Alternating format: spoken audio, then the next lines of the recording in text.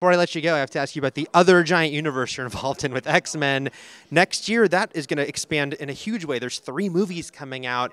Will X-Men Apocalypse, even though it's a period piece, have connective tissue that we'll be able to see in what Deadpool, Gambit? Will there be little links between them besides it being about mutants? Sure. Well, I'm seeing how much I can say about that.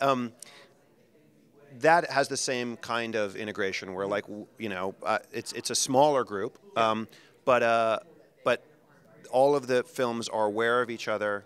I know what is happening in each story of each of the movies, and they certainly acknowledge each other. So things that happen in one film are acknowledged by the other movies.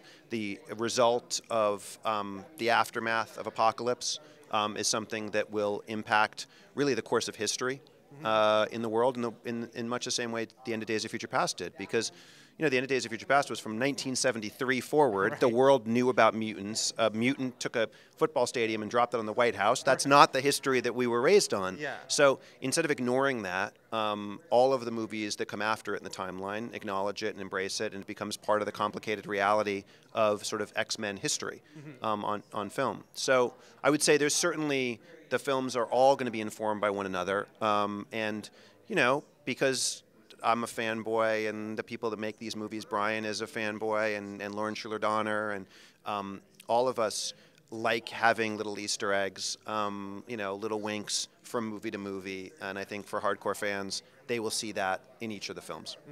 Lastly, Hugh has implied that he's only going to play Wolverine one more time, which makes us assume it's going to be that third solo Wolverine film. But given the way the Days of Future Past ended, will we get some sort of answer to what did Mystique do with Wolverine in X-Men Apocalypse? That I would give no comment on.